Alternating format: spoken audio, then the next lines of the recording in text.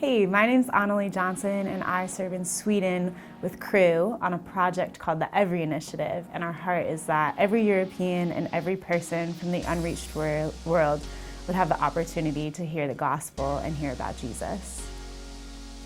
My team has been helping out with Ukrainian refugees who've been coming into Europe because of the crisis.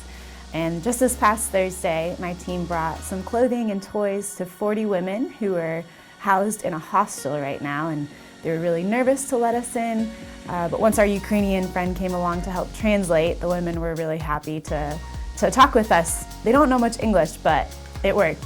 And as my team left, they felt like there was just something more that they needed to do with this group of women, so they went and bought more clothes and more toys and went back to the same hostel. And this one woman pulled them aside. They'd found out that we were Americans and that we were Christians, and we were there to serve, especially refugees.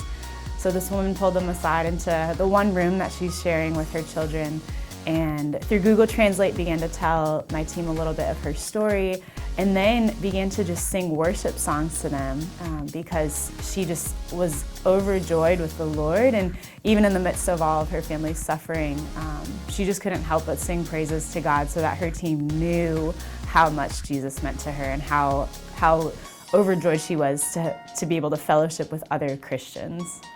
And then that night we had a conversation cafe where we gathered people to talk about different topics, and we had a topic on war and redemption because we wanted people to have an opportunity to talk about what's going on in Ukraine. And the conversation got to a point where people were saying, is there any hope in this? Like, can any good come out of this? And so my teammate got to share about this Ukrainian woman and how her hope was in Jesus, even in the midst of her suffering. And who knows where her husband is or what he's doing, but she's still clinging to Jesus. And so there is hope even in the midst of war and a refugee crisis.